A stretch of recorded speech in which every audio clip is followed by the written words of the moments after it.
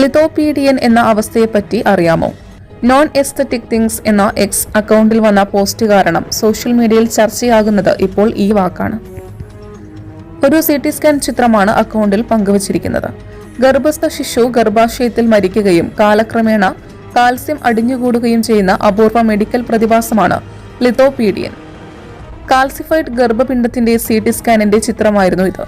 73 വയസ്സുള്ള ഒരു സ്ത്രീയുടെ CT സ്കാൻ ആയിരുന്നു ഇത്.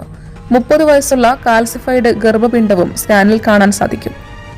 ഈ ചിത്രം സത്യമാണോ എന്ന സംശയവും നെറ്റിസൺസ് ഉന്നയിച്ചിട്ടുണ്ട്. എന്നാൽ സമാനമായ മറ്റൊരു സംഭവം ABC ന്യൂസ് റിപ്പോർട്ട് ചെയ്തിട്ടുണ്ട്.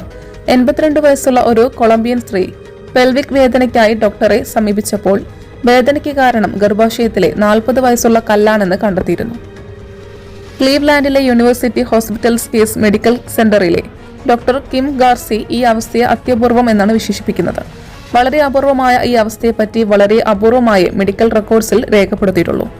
ഗർഭാശയത്തിലല്ല, മറിച്ച് അടിവയറ്റിലാണ് ഗർഭം രൂപപ്പെടുമ്പോൾ ലിത്തോപീഡിയൻ ഉണ്ടാകുന്നതെന്നും ഡോക്ടർ ഗാർസി വിശദീകരിക്കുന്നു.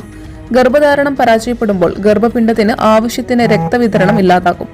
ശരീരത്തിന് ഇതിനെ പുറന്തള്ളാൻ മാർഗവുമില്ലാതാവുകയും തൽഫലമായി ഒരു വ്യക്തിയുടെ ശരീരത്തിൽ കണ്ടെത്തുന്ന ഏതെങ്കിലും വിദേശ വസ്തുക്കളിൽ നിന്ന് ശരീരത്തെ സംരക്ഷിക്കുന്ന അതേ രോഗപ്രതിരോധ പ്രക്രിയ ഉപയോഗിച്ച് ശരീരം ഗർഭപിണ്ഡത്തെ കല്ലാക്കി മാറ്റുകയും ചെയ്യുന്നുവെന്നാണ് ഈ അവസ്ഥയെ ഡോക്ടർ വിശദീകരിക്കുന്നത്.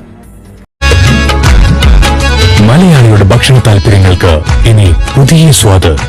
അൽദാൻ ലെബനീസ് കുബൂസ്.